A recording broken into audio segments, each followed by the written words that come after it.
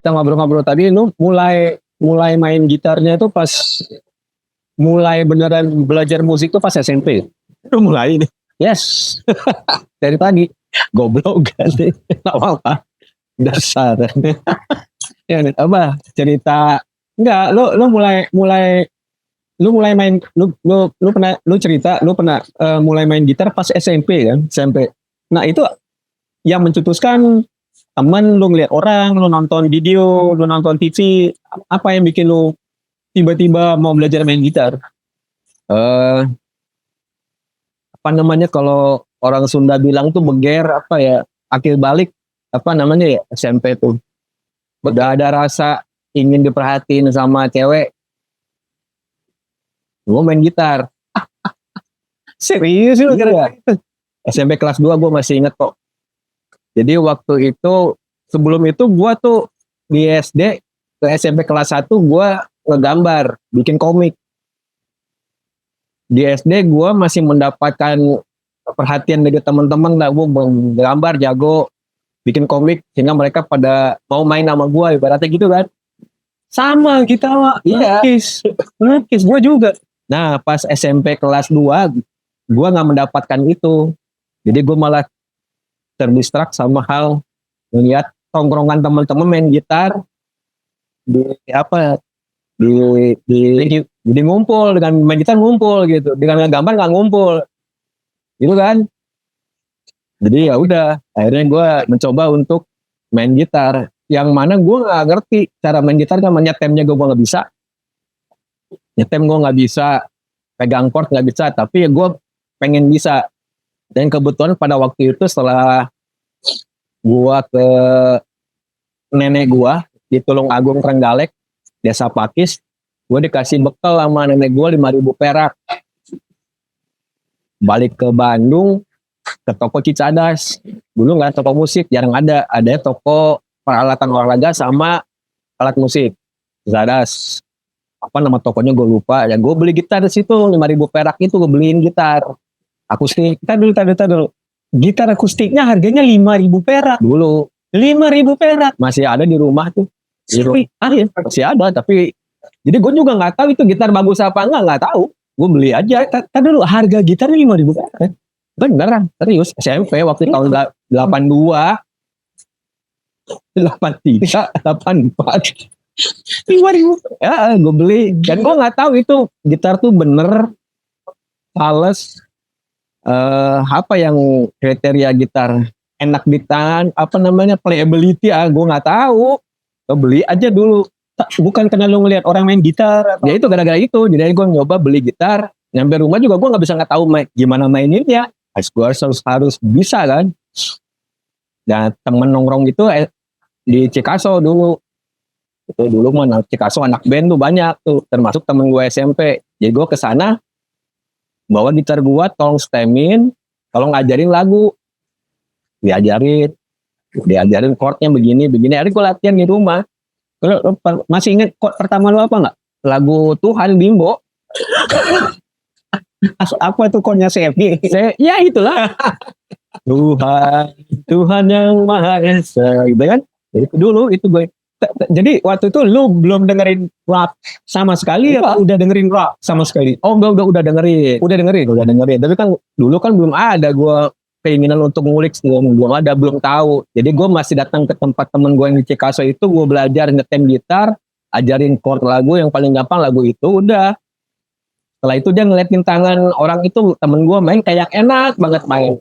Jadi sebetulnya itu main yang kayak rock and roll tuh, kayak kalau pegang A ya cuma satu jari gini doang nih, gini kan, tang gitu kan, ya kayaknya enak nih. Itu lagu apa? Lagu ini, lagu Beatles gitu, modelnya gini. Oh jadi kalau A begini, tinggal turun ke bawah D gitu, sama A lagi ke E gini. Oh gitu, belajar itu aja. Terus nggak tahu lagunya apa nih, gue nggak tahu, pokoknya mainnya begitu aja. Jadi gue dengerin dari kaset-kaset sama kan, ternyata ada nih model kayak gini di kaset nih. Coba ngulik, dia ini bertahap. Gue bisa memainkan lagu, dan dilanjut dengan penongkrongan musik kita. Soalnya suka latihan di salah satu studio Paul namanya, di Gandapura dulu. Nah, latihan nih yang gue nggak punya gitar itu nggak ada, jadi pakai alat yang ada di studio dulu. Yang studionya juga nggak ada AC, sangatlah panas. Sampai keringetan, buka baju, buka kaos gitu, malah itu belt gitarnya si Paul udah kayak apa baunya, ada bermacam-macam orang di situ yang ini. Terus pedalnya juga bukan di bawah tapi ditempel di tembok karena mungkin biar tertib kali ya. Gue lupa pakai amplinya apa, pokoknya lah dulu happy aja sih latihan patungan. Jadi lu dicolok ke di tembok, terus harus mencet sambil main. Kan gue nggak tahu juga itu apa, tapi kayaknya kalau didengerin hasilnya, wah kayak yang di kaset nih gitu. Jadi kayak apa sih? Dulu ngomongnya sih bukan ini, bukan distorsi, bukan apa, tapi kayak jadi panjang nih suaranya. Nah ini jadi panjang. Jadi kalau dibunyi sustain. Nah itu teng panjang. Oh ini nih. Itu dulu nggak ada. Jadi di era 80-an tuh semua tuh benar-benar menyenangkan buat gue hal itu gitu. Jadi SMP, terus kelas 3 sama band SMP gua nggak main gitar, main bass. Lagunya Stairway to Heaven. Nah, itu ada. Udah mulai lebih serius ya. Ya, temen gua mah punya modal, dia punya gitar, beli gua dibeliin bass juga sama bapaknya. Jadi gua ikut latihan di rumahnya, tapi gua pegang bass. Osmond mereknya dulu tuh. Satu paket gitar dia Osmond Brothers. Osmond Les Paul. Wah, Osmond bass yang kayak Fender. Gue masih inget kok ada fotonya tuh mulut. Gede banget tuh bass. Gue masih kecil banget gue. Main drum gue itu nggak pakai hi hat lagi mainnya. Dia nggak bisa main hi hat yang gini. Jadi main satu aja gini. Tapi jadi tuh band. Des aja. Penyanyinya cewek, masih inget gue dulu tuh. Itu SMP ya. Nah pas SMA udah mulai gue ngulik yang lebih lebih segmen lah.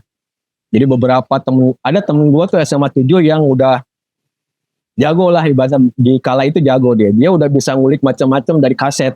Itu belajar sama dia tuh gue. Gimana sih caranya ngulik dengerin lagu, dikasih tahu sama dia begini. Jadi gue belajar juga sama dia. SMA 7, gue SMA 8. Itu temenan sama gue dulu, namanya Puji. Tahu kemana tuh temen gue satu itu udah lama banget. Itu bermain sama dia tuh sering banget. Gue datang ke rumah dia datang ke rumah gue, belajar SMA lah, main gitar. Masih sama juga, nggak punya gitar elektrik, masih pakai akustik nguliknya dulu. Nah terus pas gue mulai lebih tajam lagi area itu pas gue kuliah tingkat 1, di situ gue ada temen gue yang ngelihat gue punya potensi kayaknya gitu ya di kuliah itu. Dia ngasih pinjem duit atau ngasih duit gue lupa, suruh bikin gitar. Bikin. Okay. Di elektrik apa akustik? Elektrik. Itu di Jalan Titiran Bandung belakang gedung Telkom ada pengrajin gitar dulu. Dibuatin satu. Udah gue latihan pakai itu, satu pickup doang lah itu. Itu niru apa? Strat. Oh straight, oke. Strat kebalik necknya lagi. Oke. Futuristik gue. Oke. Kebalik. Satu biji. Karena gue sering kamar gue dulu tuh banyak poster glam lah ya. Siapalah. WhatsApp apa Skid Row apa semua tuh SMA tuh kamar gue tuh poster banyak banget. Yang pegang gitar, yang lagi. Lu udah beneran nge-rock ya? Lu beneran rock. SMA. Bener-bener rock. SMA tuh udah.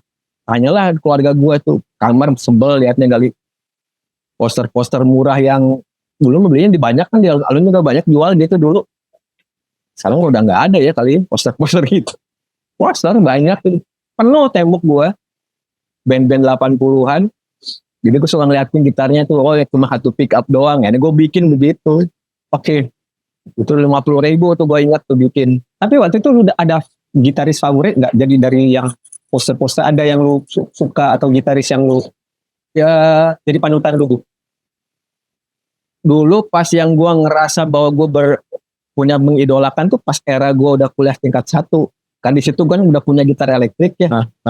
Jadi gue udah mulai ini mengerucut banget melatih gitar. Ya kalau nggak Ingwi, Paul Gilbert, George Lynch, sama si Nuno Extreme. Asik. Dulu gue tuh Bumblebee-nya si Nuno nggak pakai delay gue. Kalau baca setelah tahu dari Baron, gila lu main pakai tangan doang, nggak ada ini sih pakai delay kan masalah kan. Iya, pakai Tetat. iya. Ntar gua enggak dipukul semua. Lu rajin banget. Rajin banget mulu. Kan di kuping gua mah dikasih ternyata kan gitu kan. Iya. Iya. Latihan dulu gitu. Jadi lumayan lah, dan 4 orang gitaris itu ini banget di gua lah, mempengaruhi lah. Jadi di mana pertanyaannya, gua akan main, berlatih seperti itu, punya band di mana akan main. Dan jadi dulu di Bandung nggak ada kafe, kalau nggak di Agustusan tiap setahun sekali, atau acara kampus itu selalu begitu kan. Band gua tuh waktu itu adanya Andi nyanyi, Magi drum, Krisno yang main bass, Krisno pas band, Cikal Bakal riff. Iya, dan gue main gitar. Tapi itu masih band kampus, dan Agustusan. Di tingkat 1, tingkat 2, tingkat 3, baru naksir Andi, almarhum. Ngomong gue punya penyanyi lu ya, main di bar. Ya udah, pakai aja. Karena gue kan band yang begitu kan, amatiran lah. Ternyata dia mah dibawa pakai band jadi profesional, seminggu sekali ada jadwal main. Dan gue saat itu mendukung hal itu, jadi gue datang sebagai tim hore lah. Tim hore.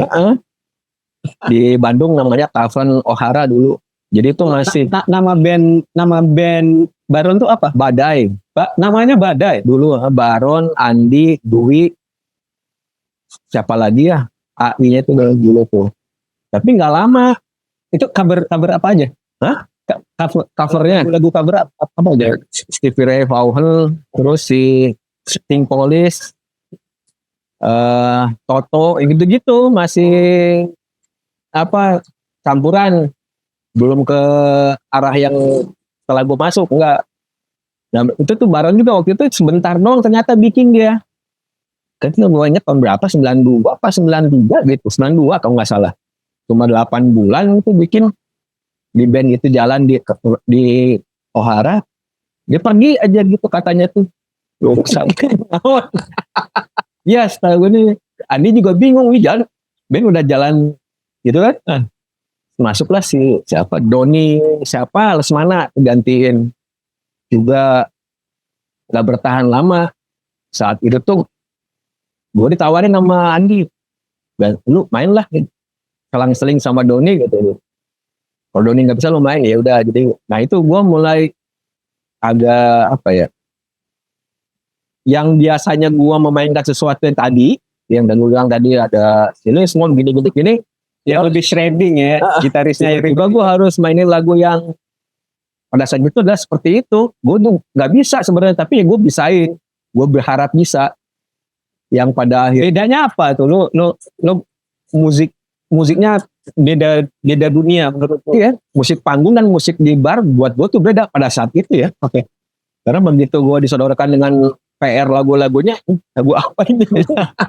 Beda sama Mr. Big, beda sama Lee Smoke, ya begitu gitu. Itu belum masuk ke konsep si Trans, belum. Nah, itu masih ganti-gantian gue mainnya kan, seminggu ya, seminggu enggak gitu. Akhirnya Andi bilang, udahlah lu main aja, drummernya ganti sama Magi. Ya udah. Nah disitulah mulai tahun 93 akhir tuh gue tuh formasinya yang bandnya Andi jadi riff itu, dan di situ musiknya pun beda, ngikutin yang kayak di MTV itu, ada grunge, ada alternatif pop, ada Britpop gitu-gitu kan. Layarnya banyak sih itu udah berapa gitu. Jadi gue harus ngulik ini gambar yang nggak biasa, dan buat gue ada sulit lah buat gue. Ya. Dari gue meninggalkan apa yang gue pernah latih, ya gue harus pindah ke situ arah musiknya kan. Lumayan sih perubahan itu yang ngebuat cara memainkan dengan emosi yang berbeda, moodnya beda. Akhirnya bisa umur kita di saat ada di sana, kita sekitar 3 tahun adalah 3 tahun tuh di Ohara Tavern kayak digembleng untuk bikin format band yang seperti itu gitu. Ya sangat berbeda sama yang pernah gue bikin kemarin kan sebelumnya kan. Nggak ada. Benar-benar yang groove-nya gitu kan. Susah lah dulu. Akhirnya kebentuk juga 3 tahun jadi band itu. Dan itu memang transisi lu tadinya amatiran menjadi profesional gitu. Profesional. Ngerasain dibayar. Jadi sebelumnya enggak. Suka Band suka dulu. dapat jatah makan gue seneng. Lu kuliahnya apa waktu itu tuh masih kuliah kan waktu Kuliah arsitek Unpar. lu kelar wisuda gue kuliah gue tuh lama. Gue masuk 87. Oke. Wisuda gue tahun 96. Serius ya? Gokil. Jadi gue pas 87 sampai 93 tuh sebenarnya gue udah kelar. Tapi dilamain. Jadi harusnya itu pada saat itu tuh gue harusnya ke skripsi. Jadi masih ada PR beberapa mata kuliah. Nah itu gue perbaikan kan. Karena saat itu gue udah sibuk sama Rif. Setiap minggu gue harus ini. Dan beberapa proyek arsitek lah. Bikin maket, bikin gambar. Ada proyek rumah tinggal. Nah begitu udah ngelewatin masa itu, ya udah gue akhirnya pindah totalin musik. Tapi lu emang lu kuliahnya architecture. Nggak emang nggak pernah ada rencana untuk lu jadi musisi, jadi gitaris, atau lu ngalir aja gimana sih? Kayaknya gue lebih suka dengan kata-kata tadi ngalir nih. Gue ngalir kok sampai ngerasa sampai hari ini pun gue ngalir ya. Jadi maksudnya menciptakan pengen gitu. Tapi waktu dulu gue sempat ngomong sama almarhum paman adiknya ibu. Gue ngomong sama dia, kayaknya saya tuh cocok main band ya. Saya suka banget main band gitu. Ya udah kamu main band aja, nggak usah mikir yang lain gitu. Yang itu pertentangan di rumah tuh ada dulu. Keluarga tuh nggak ngedukung. Jadi segala sesuatu yang gue lakukan dengan band tuh tanpa ada dukungan orang tua, usaha sendiri. Mereka marah nggak dulu? Nggak. Selalu. Ya. Karena kebayang nggak lu? Dulu waktu zaman kuliah aja, teman-teman yang main ke rumah itu ngajaknya kan nonton, ke bioskop, nongkrong di mana, hangout dengan teman-teman yang menikmati masa kuliah lah. Sementara gue nggak pernah mau ikut. Ya gue balik di rumah, habis ngerjain gambar, gue main gitar. Ya apa hari begitu, suntuk juga kali orang tua ngeliatnya ya. Balik kuliah, gak kemana-mana, pegang gitar lagi, main lagi, terus gambar lagi, tugas, sampai begadangan, begitu aja terus setiap hari. Apa tujuan dari situ semua juga gue gak tahu. Ya gue melakukan itu dengan senang. Sampai akhirnya gue mendapatkan titik di mana gue, musik yang lebih banyak ngarahin gue, ya udah menjalanin gue. Jadi arsitek juga akhirnya sempat, terakhir gue tahun 2003 masih gue ngerjain proyek-proyek. Setelah itu gue nggak sanggup juga karena ternyata saat itu alhamdulillah jadwal Rif lagi padat. Jadi ya udah gue lepasin. Jadi lu sempat praktek ya? Sempat arsitek. Jadi tahun gue belum lulus gue udah bikin kok. Ada tawaran proyek bikin rumah tinggal gue kerjain. Perencanaan dan pelaksanaan. Pelaksanaan itu artinya gue mau mewakili semua dari kuli laden sampai mandor sampai kliennya ke gua yang bikin gambar, gua yang ngawasin bahan bangunan dari toko mana gua tahu masuk gimana. Ya di rumah udah sempat bikin gua sambil ngeband pada saat itu. Jadi pas begitu udah mulai riffnya dari awal padat ya udah gua nggak begitu sanggup lagi. Jadi lu kuliah tuh 3 tahun lu digembleng untuk iniin alternative rock apa sama beda dari yang awal lu mulai. Dan pas lagi proses itu lu nggak mikirin mau dibawa kemana, arahnya lu jalanin aja gitu. Iya. Sampai waktu gua sama Rif main udah Rif namanya. Udah Rif. Ya. Cuma konsep musik secara bikin musik seperti apa tuh, iya. Tapi goalnya apa, gue nggak tahu sebetulnya. Bikin lagu aja, bikin itu dulu ya, bikin aja biasa. Asiknya bikin kayak gini, asik dibikin kayak gitu ya. Mau jadi apa nanti setelah itu, gue nggak tahu. Lu nggak mikirin sebagai sebuah album riff, nggak mikirin itu, bikin aja. Bikin album, tapi tujuannya nanti akan jadi gue pengen kayak saat itu apa Dan Jamrud, Dewa, Slank. Gue pengen kayak Slank setenar itu, gak ada kepikiran. bikin aja gitu. Jadi menurut kita berlima, ini asik nih bikin gini nih. Ada diskusi pembuatan musik itu kan ke situ udah arahnya kan. Nggak sebagai grand design nanti bakal ada begini nggak ada kepikiran gitu. Bikin aja dulu gitu. Kayaknya setiap saat kita bikin album begitu kayaknya. Nggak pernah mikir yang grand desainnya bakal jadi apa, nggak pernah ada. Kalau menurut gua ya, pengalaman gua bikin gitu. Jadi di awal-awalnya waktu kalian bikin album itu kan kalian masih main di Oara kan? Masih, jadi Masih buat bersamaan. Nah, itu di akhir 3 tahun terakhir itu masih ingat kok bikinnya tuh di studio Nyandul Sumbang di Bandung. Bikin 4 lagu karena kita sering mainin cover lagu barat ya. Liriknya semua barat. 4 lagu itu awalnya. Terus pas lagu yang satu yang Raja itu ditranslate ke bahasa Indonesia. Bahasa Inggrisnya apa tadi? The King judulnya. The King, oke. Yang bikin Andi sama satu orang nama teman kita namanya Resti itu bikin. Akhirnya dirubah ke bahasa Indonesia dan tag vokal di Sumbang itu, dan antara 4 lagu yang lainnya bahasa Inggris, satu lagu bahasa Indonesia. Terasa aneh buat gua ya. Udah terbiasa dengan Andi nyanyi lagu barat, lagu cover asing lah. Dan lagu Raja yang di bahasa Indonesia, antara gua dia kalau nyanyi bahasa Indonesia ya, tapi nyambung, tapi enak kedengaran, ada intonasinya, notasi dan emosinya dapat lah. Sampai satu orang di antara mereka yang bilang, ini lagu bisa jadi orang banyak yang suka nih katanya. Lu bawain live juga di Oara. Terus setelah masuk ke radio. Oke, jadi sebelumnya kalian nggak pernah bawain lagu-lagu? Enggak. Jadi pas lagi udah jadi mixing mastering waktu itu ya, satu lagu itu di Radio OS sama Radio Ardan Bandung dikirim, naik chartnya. Isi. Kepikiran kadang enggak. Kita bikin aja kan. Tahu-tahu pas dikasih naik. Sampai diminta di Jakarta, Hard Rock Jakarta, Prambors segala macem lah, naik juga.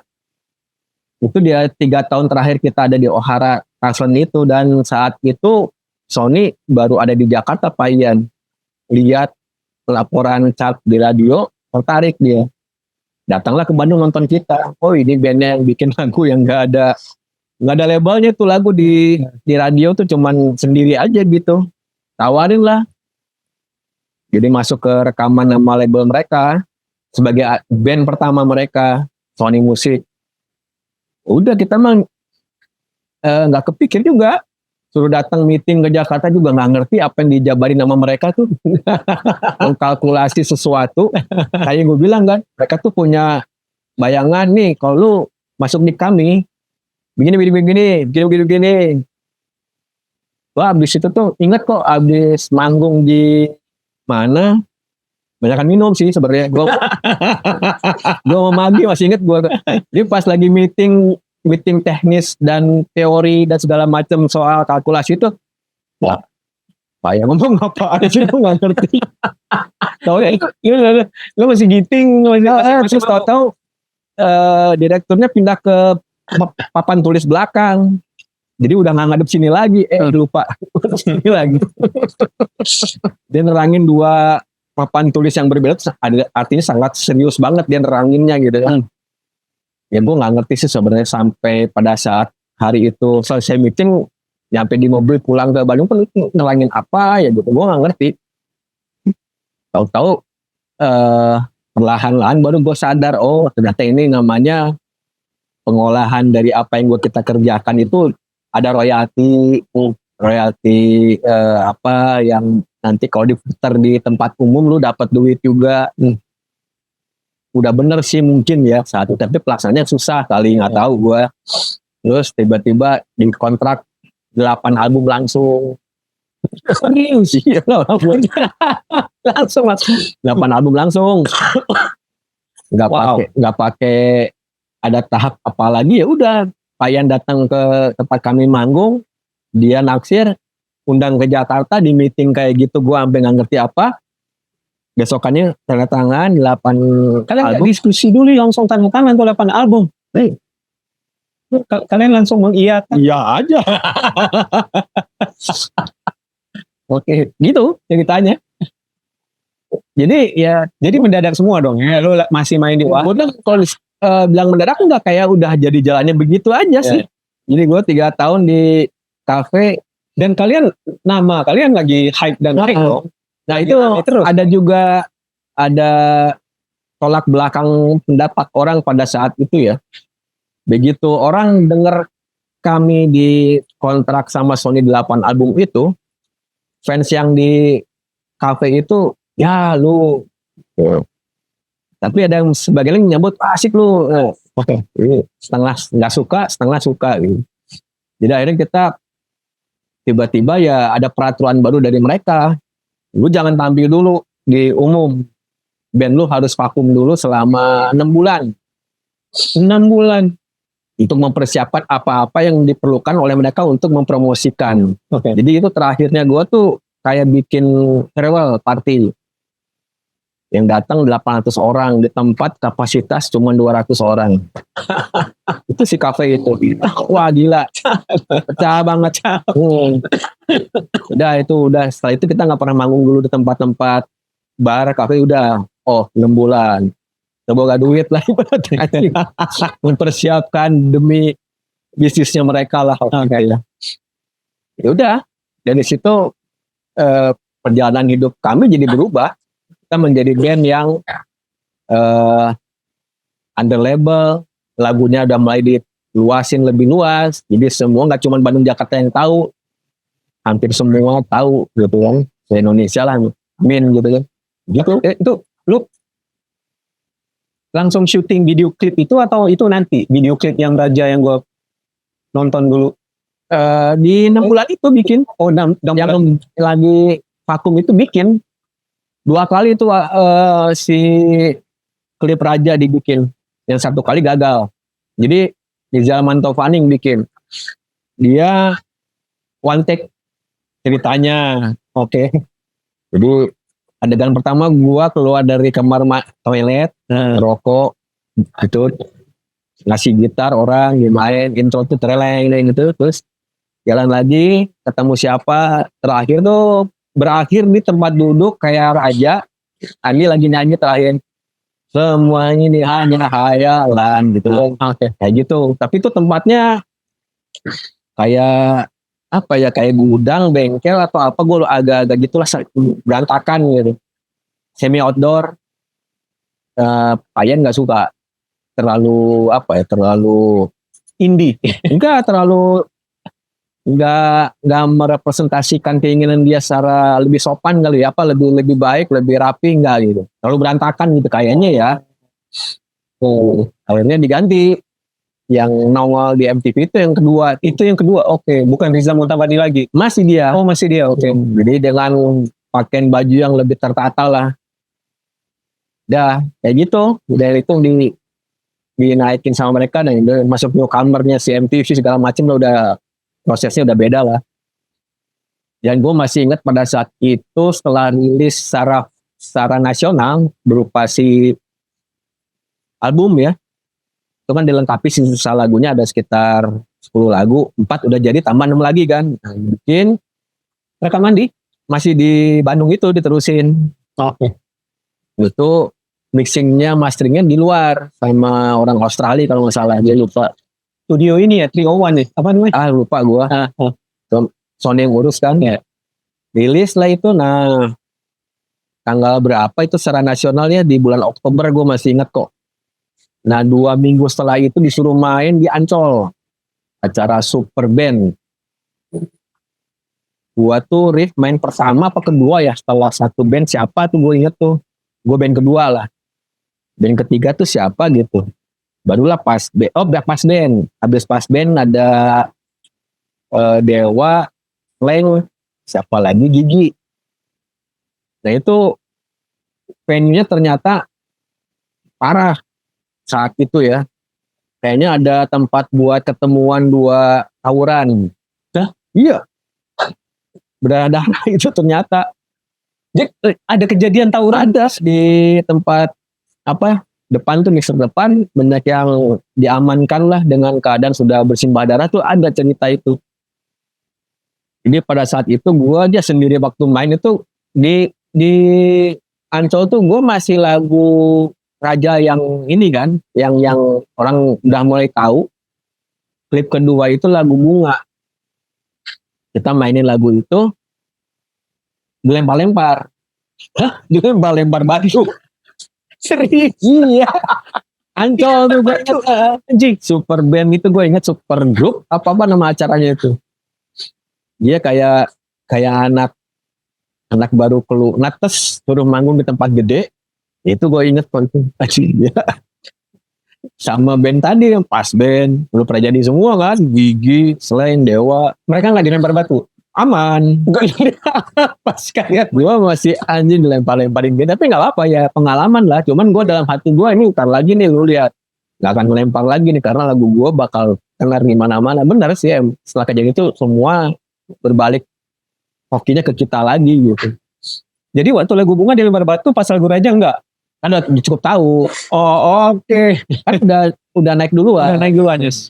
Ini pas pulang dari manggung tuh banyak berita jelek soal acara itu. Ternyata si yang ininya ngasih tahu itu kayak ada kampung Warakas atau apa ketemu sama Priok di venue. Berantem gitu. Ancol tuh masih inget kok gua. Itu awal pertama banget manggung panggung gede. Dari 97 kalau nggak salah. Udah 7 ya. Ya itulah begituan. Dari situ udah mulai dikenal. Udah kita udah mulai manggung-manggung di tempat-tempat yang panggung-panggung lagi. Ya, ada lu ngerasa ini banget gak sih?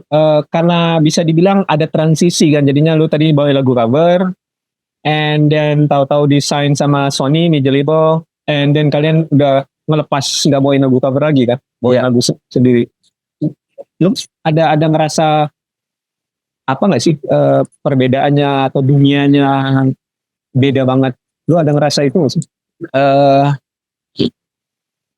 Kalau dari gue sebagai gitaris untuk melakukan hal itu sama-sama punya kesulitan juga ya. Mainin cover ya jelas gue harus ngulik. Cover yang dulu gue ulik kan lumayan kayak Inwi. Butuh waktu minimal 3 minggu untuk ngapalin satu lagu doang gitu kan. Sampai hatam. Terus pindah sama Arif gue mainin lagu-lagu grunge. Dimana juga itu metode mainnya pun beda. Jadi gue harus ngapalin dengan seenak bagaimana lu main dengan enaknya dengan lagu yang nggak pernah gue mainin. Sama-sama sulit sih. Bikin lagu juga sama. Lagu sendiri nih, ya mengkomposisikan bareng semua, duduk berlima di studio, meramu itu juga sama sulit. Terus semua ada sisi baik, ada sisi enggaknya ada.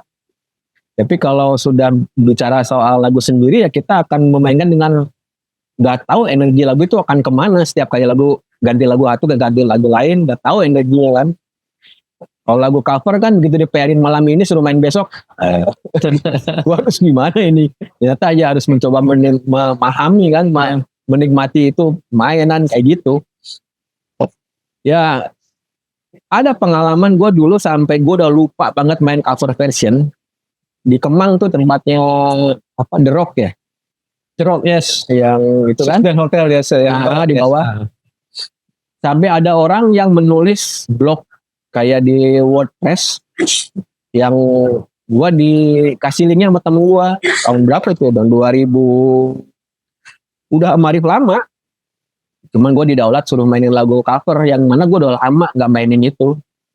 Ini contoh satu hal yang pembelajaran buat gue pribadi. Gua menganggap gampang. Enggak, sebenarnya enggak. Karena gue nggak ngulik. Lupa gue sebenarnya lagu-lagu itu gimana cara mainnya. Dan gue suruh main lagunya lagu Bon Jovi.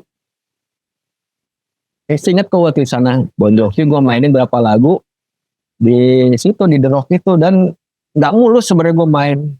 Dan kacau lah gitu.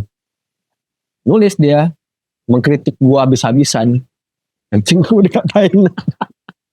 Dia tidak mau melihat latar belakang gue apa enggak. Cuman dia saat malam itu ngelihat Jikun mainin lagu Bon Jovi jelek. ditulis sama dia nggak puas gitu. Asyik. Dari situ gue baru sadar lagi ya, memang gue butuh ngulik lagi kalau mendapatkan PR dari orang nih. Jangan cuma selewat doang dengerin dan main, nggak bisa. Itulah sisi jeleknya kalau lu nggak paham lagu cover ya, memang harus mau untuk ngelatih. Setelah itu sih ya gue, alhamdulillah sih ada kerjaan ini, gue ulik lagi. Dan tanggung jawab buat gue kan. Bikin, dengerin lagi. Oh gini. Sesimpel apapun itu lagu ya, sesusah dia apapun ya, kalau udah diulik dapet lah gitu. Gitu. Nah, pengalaman yang pernah gue dapetin selama main gitar dengan bilang tadi mengcover lagu sendiri ya, adalah lagu sendiri pun kadang-kadang lupa gue. Tiba-tiba, tapi Gue sering loh. tapi untungnya ya anak-anaknya Rif ini termasuk unik juga. Jadi kayak mau manggung di mana gitu ya, weekend ini contohnya gitu ya. Kayak sama Om Andi di grup, lagunya ini. Oh beda nih, baru gue ngulik lagi, dengerin lagi di rumah. Ya udah, pakai latihan di studio enggak? Di soundcheck ngomong. Di soundcheck, ya soundcheck. Udah apa semua, iya man. Aman. Oke. Nggak kayak band lain yang ada waktu khusus di studio untuk latihan, nggak ada. Kita nggak pernah ada latihan di studio, selalu di soundcheck. Kalau nggak dapat soundcheck gimana? Pasti dapat soundcheck. Pasti dapat. Kita harus soundcheck, selalu kita harus ada soundcheck. Oke. Itu yang Rif lakukan selama ini. Kecuali memang kalau mau buat sesuatu yang lebih spesial, berarti gue harus kayak konser sendiri gitu ya. Konsernya Rif yang kayak kemarin waktu bikin tuh sekian 16 lagu, ada ininya, ya udah disusun repertoire dengan benar, dengan baik, sesuai dengan konsep acara, konser sendiri. Ya kita ada latihan di studio. Baru itu latihan di studio. Kalau yang manggung-manggung biasa sih soundcheck doang. Oke. Dan lu nggak ngerasa ini tuh ya, maksudnya dengan kondisi kayak gitu nggak ngerasa kayak, ini pertanyaan standar pas orang nanya ya. Karena band gue juga sering main tanpa latihan, dan lebih parah lagi, udah tanpa latihan nggak pakai soundcheck.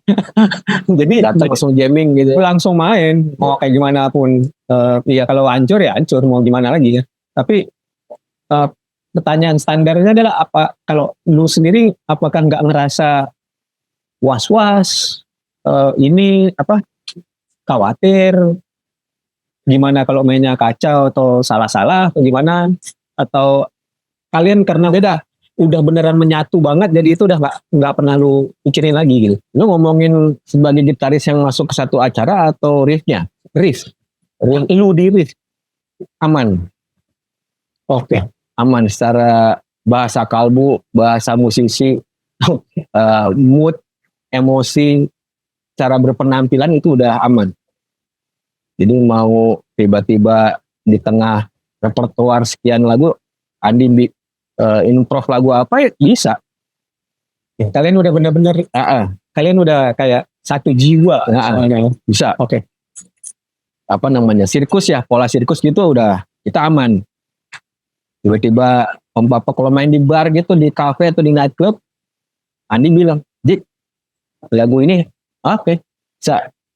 Lagu orang gitu, lagu cover bisa, semua nyambung, aman.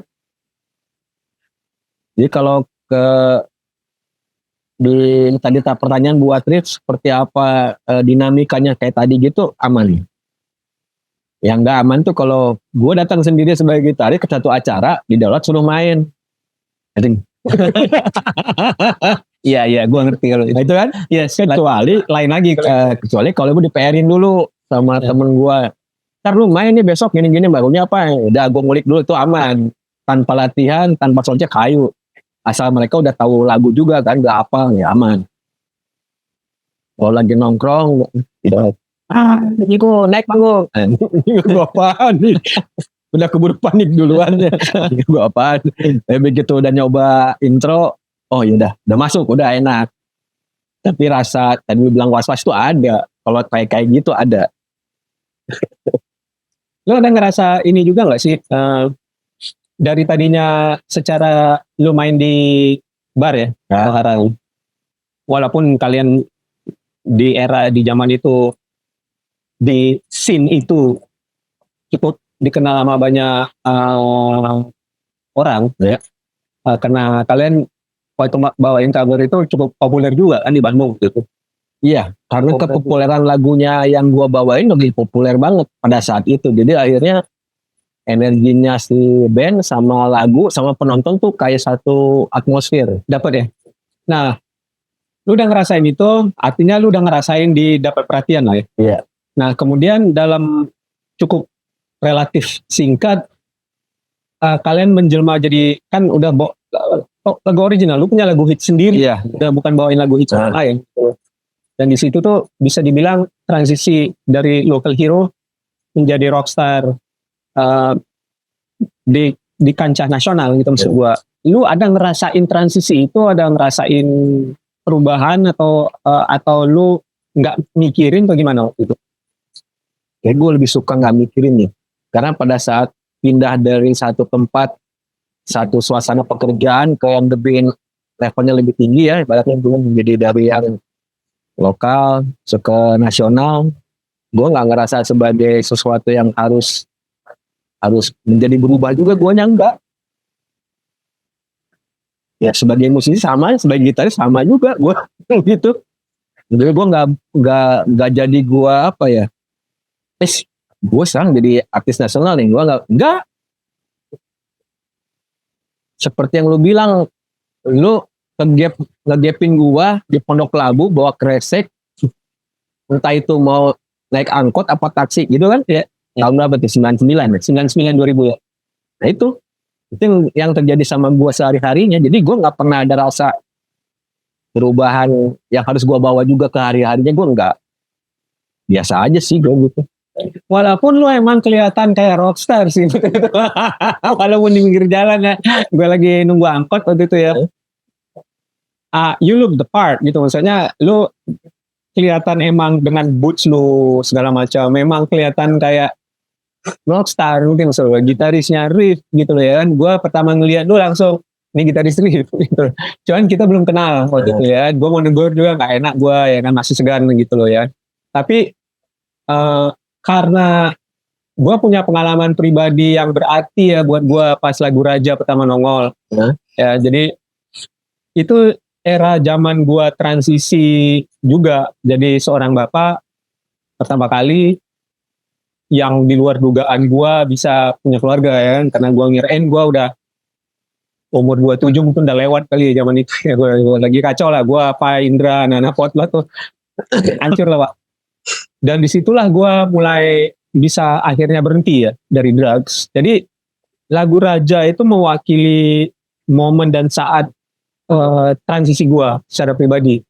Dan gue pertama kali nonton kalian tuh sampai sekarang masih ingat itu jarang itu terjadi. Itu bisa dibilang kalian itu band, bukan karena lu temen gue sekarang Pak. Maksudnya band rock Indonesia yang sebelumnya itu kan kalau gue pernah tahu tuh kan waktu di Amerika ada teman-teman dua mahasiswa Indonesia yang kasih dengerin Slang ya dan sama God Bless ya.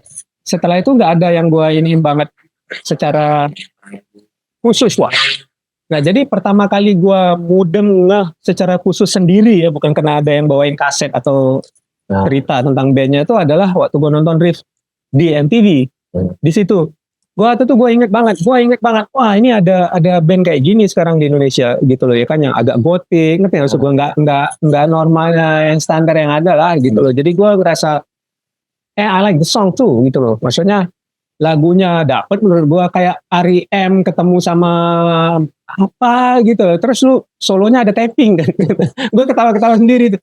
Oke, karena Wak, alternative rock atau tipe yang kayak gitu di Amerika nggak ada tuh yang main, nggak ada tappingnya, nggak ada kayak gitu ya. Pasti melodi nggak jelas apa ngambang gitu ya, sesuai dengan, karena bukan tipe yang ada solonya Wak. Iya. Jadi gue masih ingat banget tuh. Gue masih ada gue ketawa-ketawa. Gue ingat banget gue ketawa-ketawa gitu.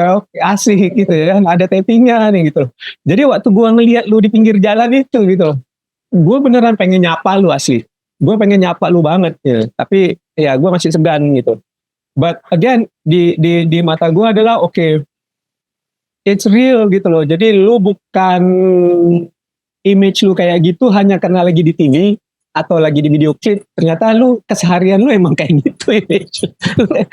nggak ada beda dengan apa yang gue lihat di TV atau di Tapi itu sebetulnya gue nggak membuat itu harus seperti itu. Emang udah jadi ya udah aja gue pakai baju begitu, gue pakainya begini. Jadi nggak mentang-mentang gue jadi itu gue harus begini enggak. Ya jadi itu aslinya lu kan, bukan karena gue sekarang rockstar gue harus kayak gini, enggak kan? Enggak kok. Jadi menyambung omongan tadi pertanyaan lu, jadi gue nggak pernah memposisikan kehidupan gue sehari-hari seperti itu, enggak. Memang taunya mengalir begitu aja gitu. Gue suka dengan baju begini, pakai boot, pakai apa lagi ya gue dengan sangat nyaman gitu. Meskipun di situ gue masih berdiri di depan pasar kan, gitu kan, bawa balestik, gue nggak tahu lu belanja apa sih. Jadi ya ini gitu. Jadi nggak apa perbedaannya dari lokal menjadi nasional, nggak ada, sama aja sih buat gue. Mau itu gue secara musikal, secara gue harus memainkan gitar tiap hari kayak apa, terus ya sama aja sih. Lu ada sempat ngerasa, ingat tadi kan lu cerita waktu lu SMP itu lu mulai main gitar tuh salah satu cara lu jadi diperhatiin. Iya. Ya, dapat perhatian lagi. Karena kalau melukis orang nggak kumpul-kumpul ya. That's true. Nah, ketika lu udah mulai terlihat secara di kancah industri musik secara nasional, intinya udah jadi rockstar deh. Lu makin dapat perhatian seperti mana yang waktu dulu lu kayak mencari perhatian. Lu dapet itu dan dikasih gitu. Ada apakah sesuai dengan bayangan lu atau malah nggak pernah sebenarnya lu pikirin? Karena waktu SMP kan beda nih. Kesininya kan lu udah dewasa lah dari gitu. Merumuskan hal itu juga gue nggak pernah mikir sebenarnya. Cuman gue ingin memainkan musik, memainkan gitar gue. Kalau orang suka, bersyukur banget, gitu kan. Jadi nggak pernah gue konsep yang dulu gue bawa dulu pernah buat begitu nggak dipakai lagi. Jadi gue ya bermain dengan enak, memainkan segala sesuatu dengan dari hati, orang suka gitu ya. Itu udah bentuk syukur buat gue ya. Kalau dulu kan masih dicari, ya sekarang main aja gitu, karena ini profesi gue gitu kan. Profesi yang gue bangun sekian tahun, gue memainkan sesuatu ya gue mainkan, orang seneng ya alhamdulillah. Semoga seterusnya seperti itu gitu kan. Jadi nggak lagi harus itu bagian dari konsep dari dulu, enggak sih, itu udah awal-awal dulu aja waktu SMP. Setelah mengalir sampai hari ini sih ya nggak begitu lagi, gue nggak mencari perhatian dari situ, enggak juga sih. Pengen aja main, orang suka ya udah syukur, apa yang gue bikin karya gue disukai ya seneng banget gitu kan. Alhamdulillah lah gitu. Lu ada sempat ngerasa ini nggak sih, kayak ada krisis ataupun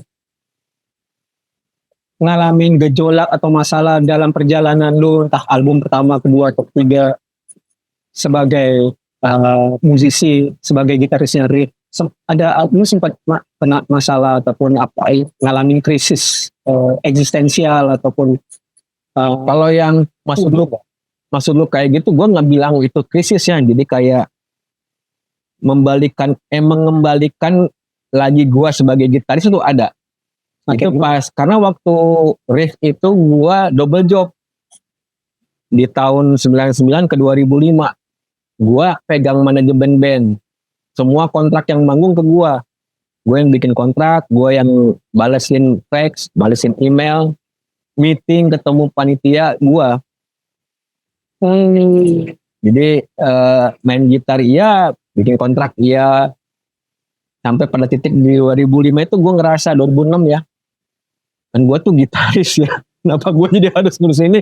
Itu gue menyetop sendiri. Akhirnya gue balikin ke orang lain. Staff dulunya gue jadi wakil gue.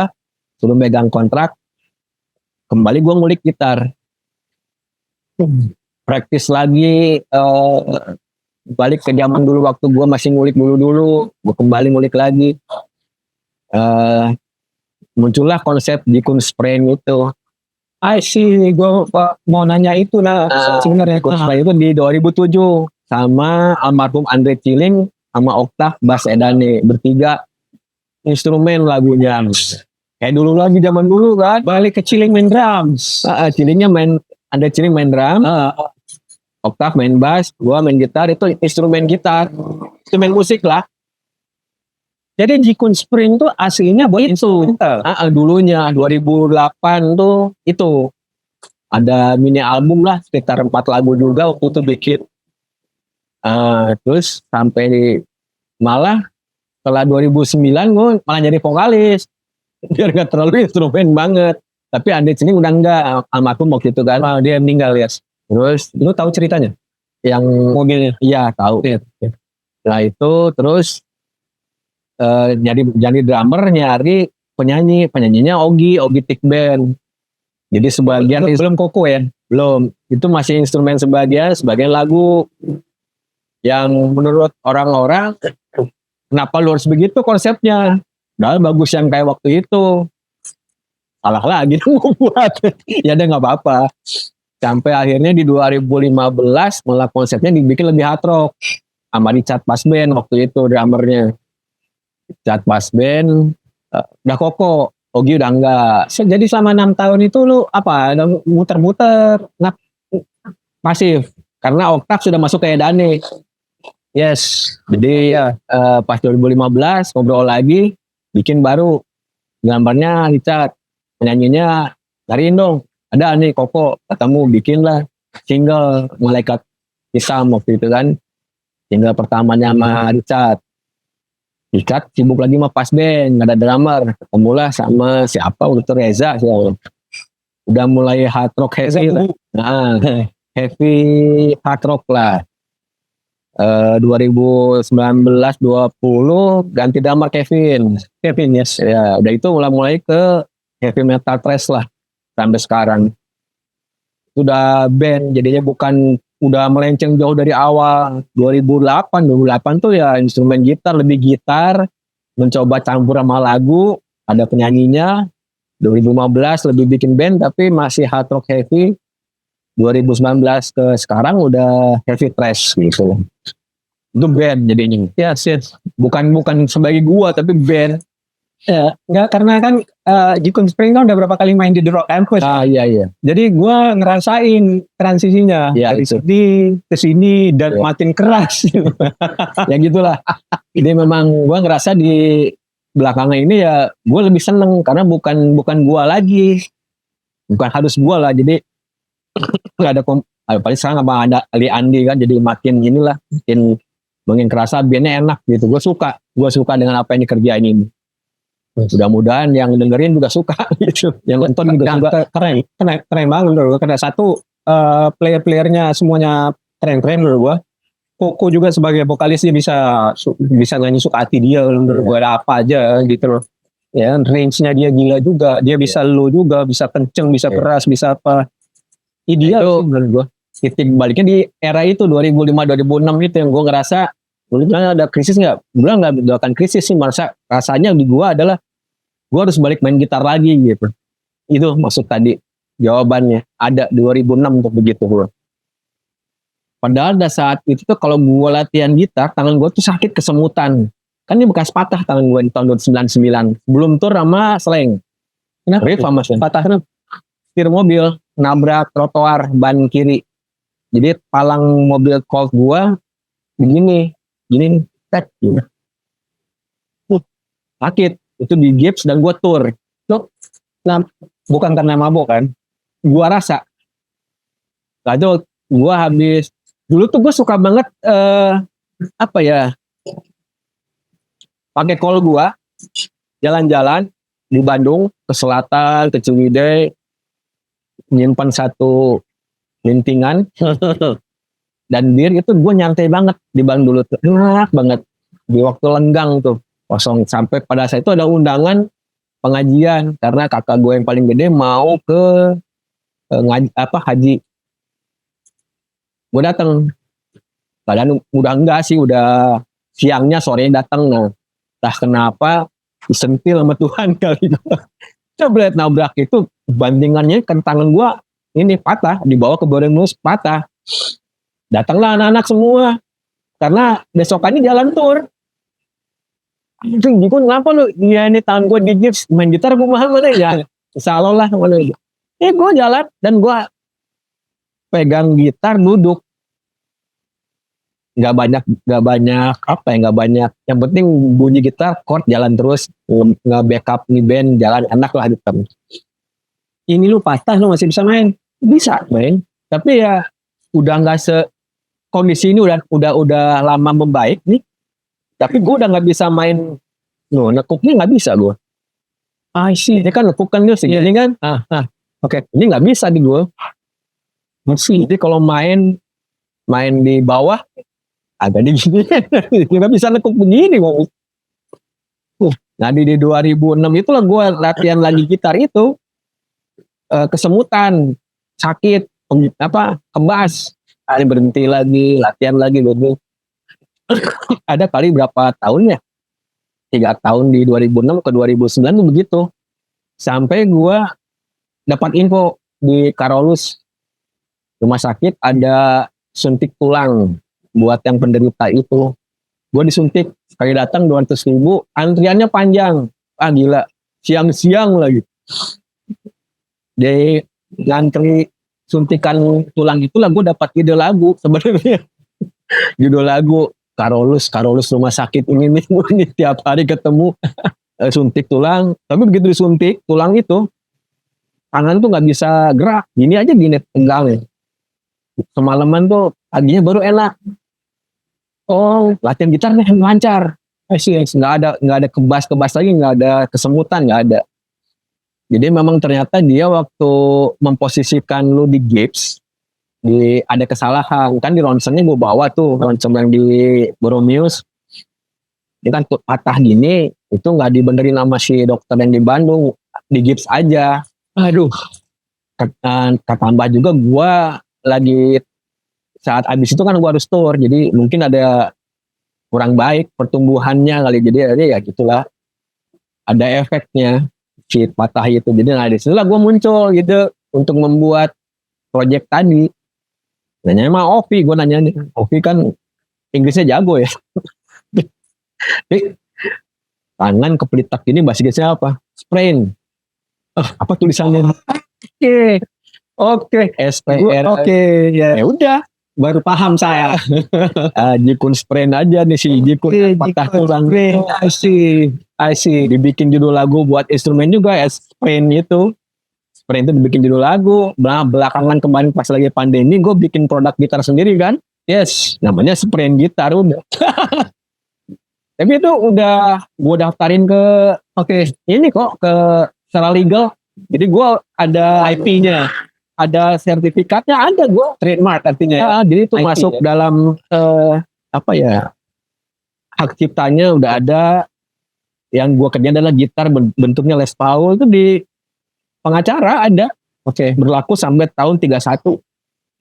Itu selama itu bisa produksi sprain ya, sprain itu.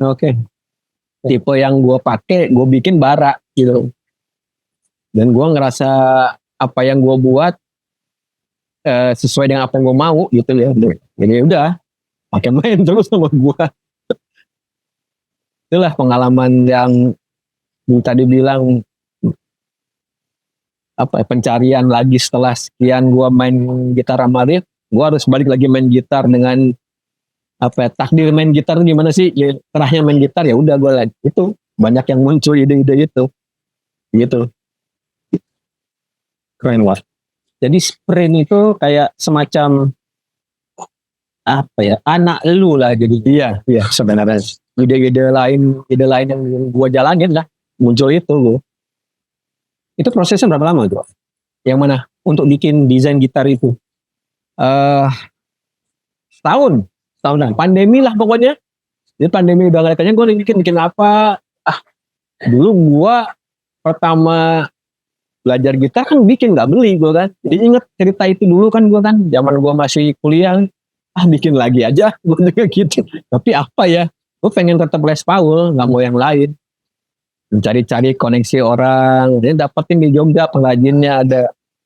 Terus gue ngobrol sama dia. Kasih gambar, dikasih ukuran, dikasih penjelasan secara teori Les Paul tuh kayak apa, banyak nih gitu. Bukain sama gue dilihat, gini dia, gue tipenya necknya yang begini.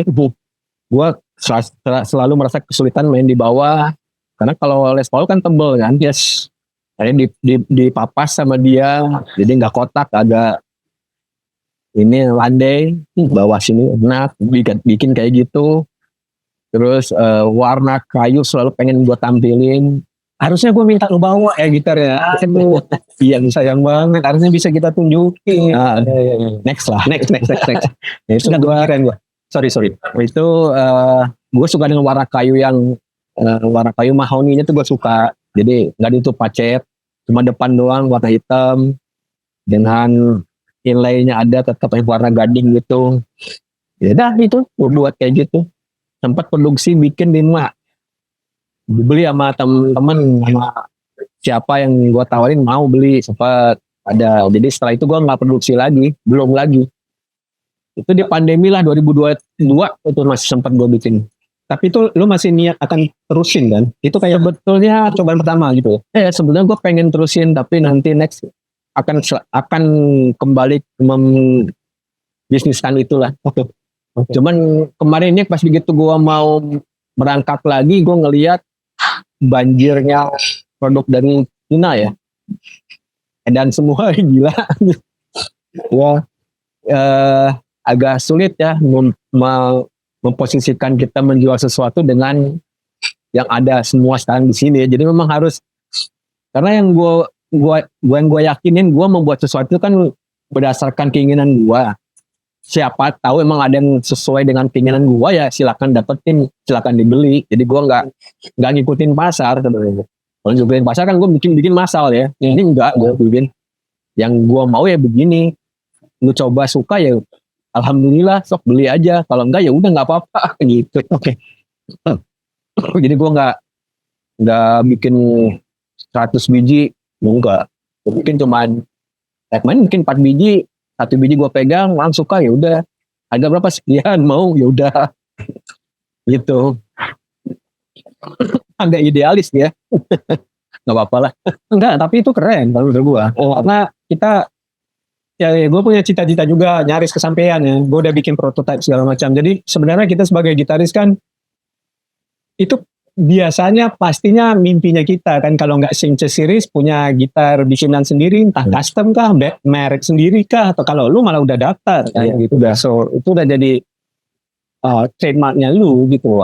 Ya, lu mau terusin atau enggak kan ya suka hati lu sebenarnya.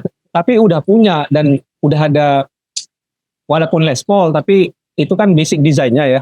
Tapi ada hal-hal yang memang itu lu banget kan, sesuai dengan lu, kebutuhan lu, segala macam hal yang lu ngerasa harus disesuaikan dengan cara lu main kan gitu kan. And that's the best kan, karena kita gitaris biasanya kan beli gitar yang udah ada di toko. Ya lu nyari yang lu suka, cocok dengan lu atau merek idaman lah misalnya kan. Tapi itu tetap bukan customize dengan ininya lu kan. Jadi kan itu tetap idamannya orang pasti. Ya, custom itu nggak segampang itu. Iya sih, gue setuju dengan apa yang gitu. Ya, itu yang sudah pernah gue lakukan. Nanti ke depannya saya rasa sih bakal saya coba bikin lagi. Kalau begitu ada kesempatan itu ada, ya gue kerjain lagi. Harus menurut gue. Wah, kita intermezzo sebentar ya. Gue sama Jikun lagi di sebuah kafe di Cinere, tempat ngopi namanya. Ini kafe favorit gue. Dan gue sering kemari karena ada band klasik rock juga di sini, Prabu nama bandnya, yang menurut gue keren banget. Gue sering jamming sama band itu, sama Jikun sengaja ketemu di sini. Lu mau nggak terlalu jauh ya dari sini? Nggak, sebelah sana lah. Jadi kami akan lanjut lagi setelah ini di tempat ngopi. So you guys please come and support this. Kopinya enak banget di sini. Alright, guys. Oke. Ada gue sebenarnya nggak inget exactly kapan gue beneran berkenalan sama lu akhirnya jadi teman. Iya kan? Iya. Kayaknya udah ada kali 12-13 tahun yang lalu mungkin. Kayak tapi kalau bersinggungan kayaknya dari dulu udah ada ya. Siapa? Kalau bersinggungan tuh udah ada dari dulu. Kalau bersinggungan ya beneran kenalan jadi teman, kita ngobrol atau apa. Gue sebenarnya kalau lu ingat dulu studio Triple M Jakarta tuh ada di situ juga lu ya. Yes, gue justru karena zaman waktu itu dengan Pai, gue sering banget nginap di situ malah, Wak. Nah, gue tuh dulu juga sempat sama Pas Band ada di situ juga tahun 93-94 tuh. Nah, jadi gue dulu waktu pertama kali kan gue dikenalin sama Pai itu, gue dibawa ke Triple M tuh sama almarhum Irfan Rotor, Pak. Jadi dari dia, gue mau kenalin lu sama temen gue gitaris Slang, dan waktu itu oke, gue pernah dengar kan Slang waktu di Amerika, ada anak-anak mahasiswa Indonesia yang kasih gue dengar albumnya kan. Jadi kali pertama lagi produksi album almarhum Andilin yang kedua, Wak. Jadi disitulah gue kenal sama Thomas, sama Ronald. Waktu itu Gigi belum ada, Opik, waktu itu Bayu belum ada, ya kan. Terus ada SJ yang dari Bandung, anak-anak Bandung yang tinggal di Australia. Terus ada siapa lagi lah waktu itu ya. And waktu itu Pai sama Ana dengerin demo gue dari Amerika waktu itu, ya kan. Terus gue nonton Pai rekaman, kemudian begitu dia dengar demo gue yang di Amerika itu, demo band gue di Amerika, dia langsung ngasih gitarnya dia suruh mainin lick-licknya kan. And after that dia suruh si Irfan bawa gue lagi ke Triple M. Kali keduanya gue diculik sama si Pai, ya kan. Saya sini aja, lu pulang aja gitu loh ya kan. Nah dari situ awalnya si Pai itu bawa gue ke Indraki, ya kan, studionya Indraki. And then setelah dari situ gue dibawa ke Potlot. Jadi gue baliknya di Triple M lagi. Jadi gue nginep di situ cukup, nggak tahu, nggak ada kali gue di Indonesia 2 mingguan atau berapa gitu lah. Gue nginepnya di Triple M gitu, atau kalau nggak di Triple M di rumahnya Pai. Ya 2 itu. Nah waktu di Triple M itu gue dikasih dengar sama Pai itu adalah demo Pas sama Netral. Gitu Pak. Jadi karena gue belum tahu ya di Indonesia petanya gimana, gue kedengar tuh gue bilang ini asik men, gue bilang gitu. Ini kayak band dari California, dari mana gitu, dari Seattle, dari mana gitu gue bilang ya. Nah karena Pas kan di mana? Di Bandung ya. Jadi yang gue akhirnya ketemu tuh anak-anak Netral, Gus, Bimo, ya aslinya Netral lah, ya kan, Miten, almarhum gitu. Dan gue bilang sama Bagus, sama Bimo, sama Miten itu, kalian akan jadi band besar di Indonesia gitu. Sok tahu aja gue. Dan mereka masih ingat gitu loh ya. Jadi itu masih ingat. Emang ya, jadi pas saat itu ya gue ada di sana era itu. Jadi pas band lagi rekaman, gue nganterin ke sana.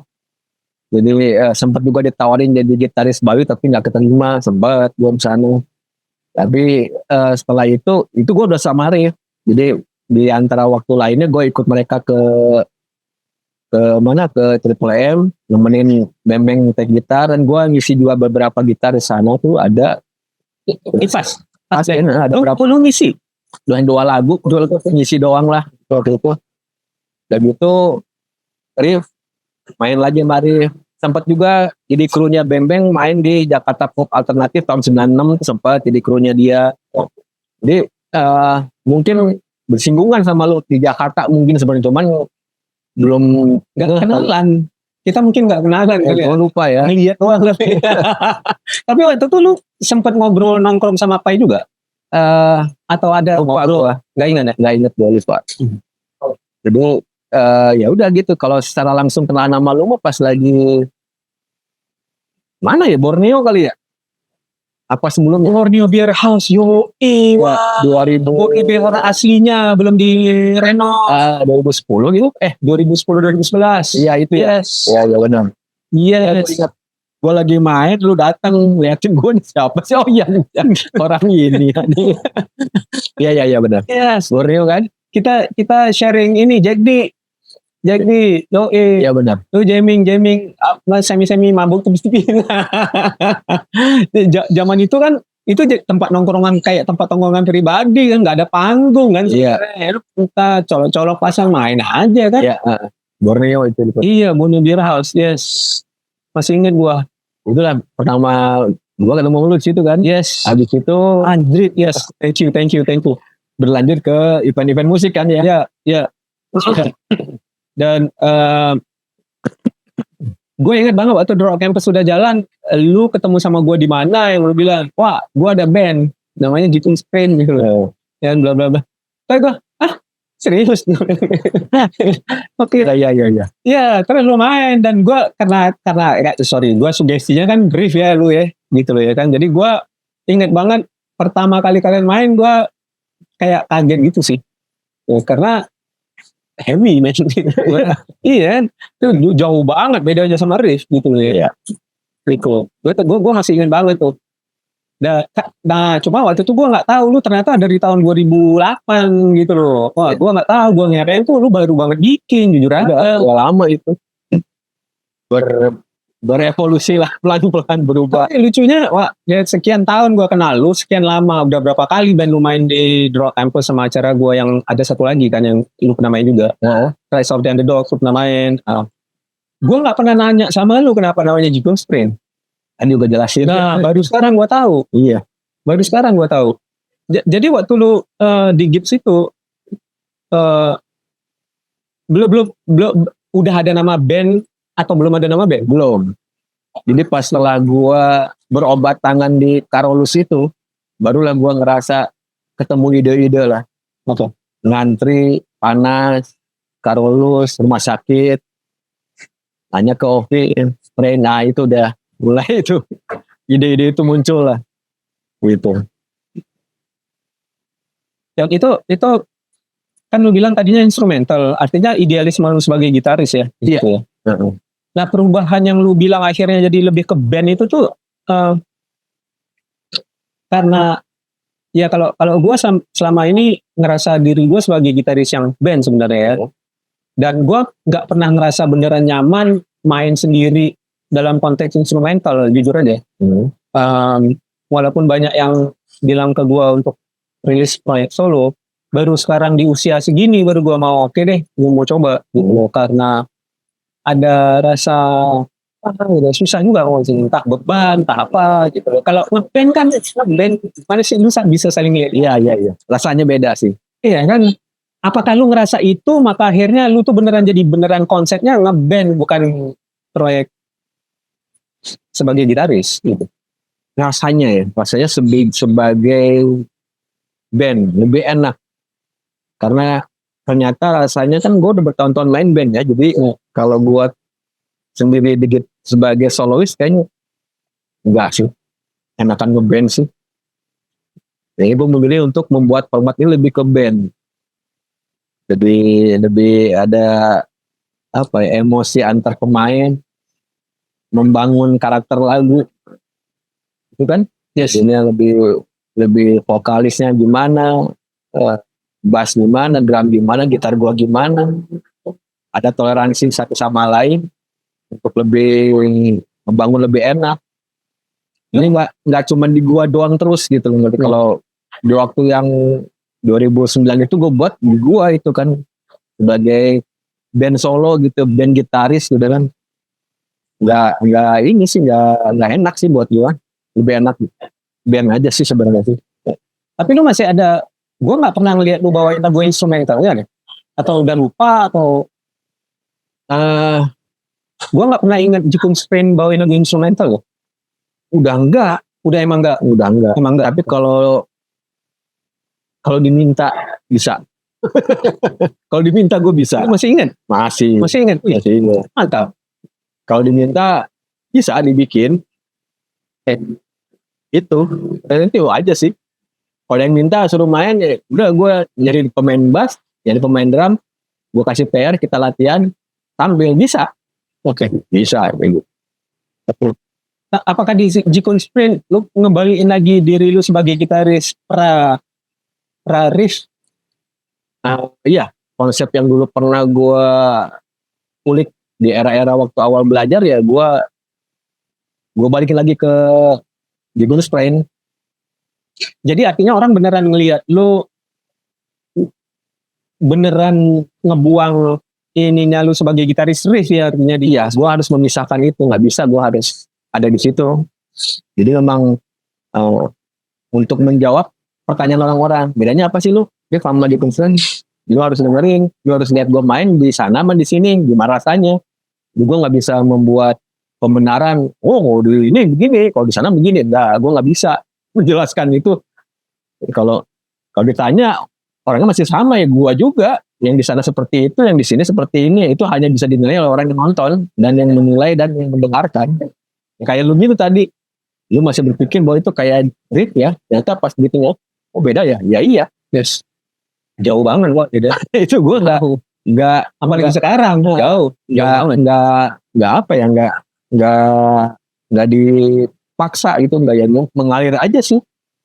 Gue maunya dibuat begini ya udah, ikutin kata hati begini, rasanya begini, didukung oleh Liandi, Kevin, Makoko, kita ramu sama-sama, kita diskusi, jadi gitu.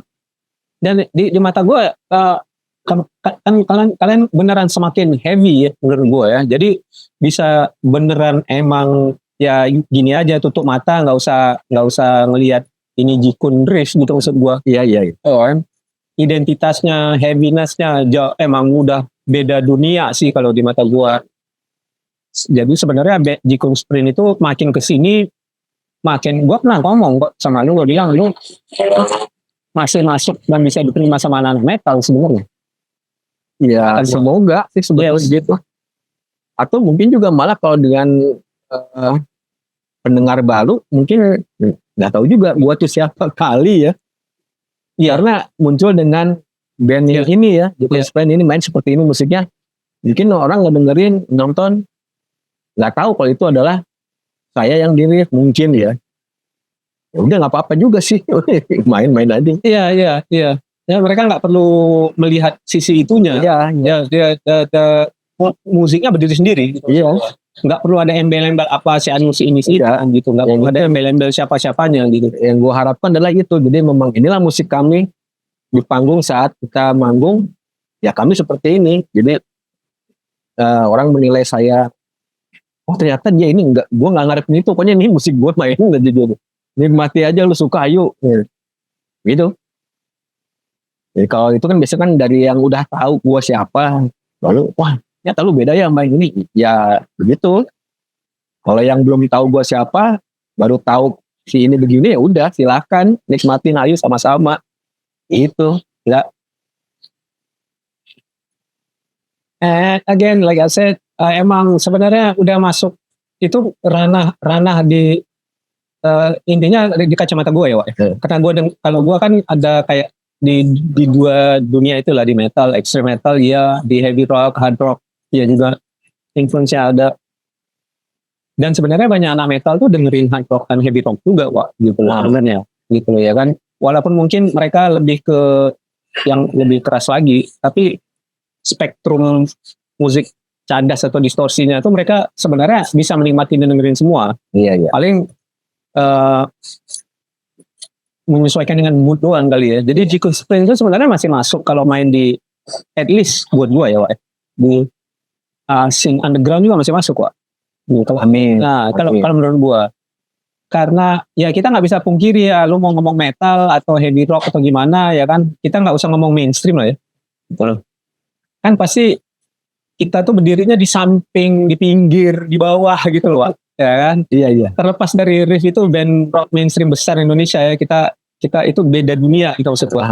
Kita yang berdiri di sini itu kita saling bersinggungan, Pak, gitu loh ya kan. Bahkan kesana pun iya juga kadang-kadang gitu maksud gua. Jadi hidup nafas ininya tuh beneran aslinya bisa dibilang spektrum.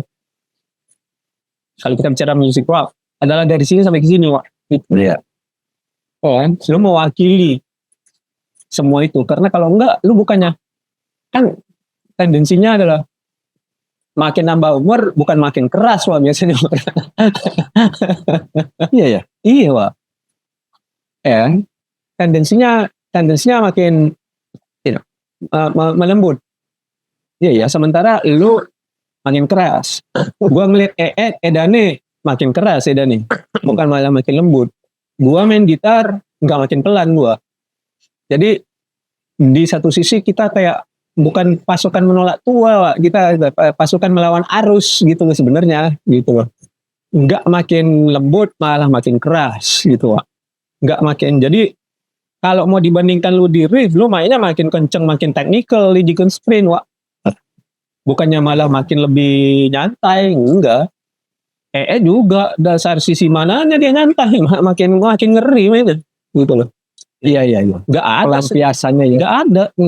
nggak ada yang namanya dalam tanda kutip melemah karena usia, nggak ada, Wak. Insya Allah. Yes. Ini sebuah fenomena buat gua.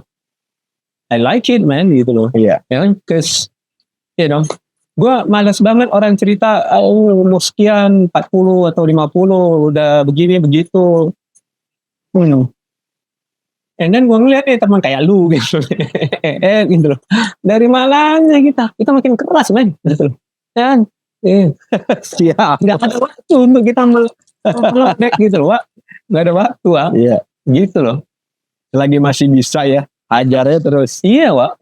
Lah, lu udah ngalamin ini lu patah atau gimana? Nggak ada sedikit pun lu malah ngurangin ininya lu porsi lu. Kan? Iya. Lu malah tadi kita ngobrol sebelum mulai podcast lu pengen cover-coveran atau apa lagi kayak zaman dulu. Wak, ajak gua, Wak. Gua kulik deh. Siap. Berapa lagu gitu. Mau nggak? Sini aja main dia. Sini aja ya, Wak ya. Bener ya. Gua sama Cikun ya. Ya gua janji gua ngulik lah. Wah, thank you so much, my man. Thank you so much. Thank you so much. Siap. Sampai ketemu lagi di tempat sini kita akan mengcover lagu-lagu. Campus in your face. Kami lagi di tempat ngopi, our favorite cafe with our favorite coffees di sini. Punyanya Juragan Bang Wiki. Alright, thank you so much.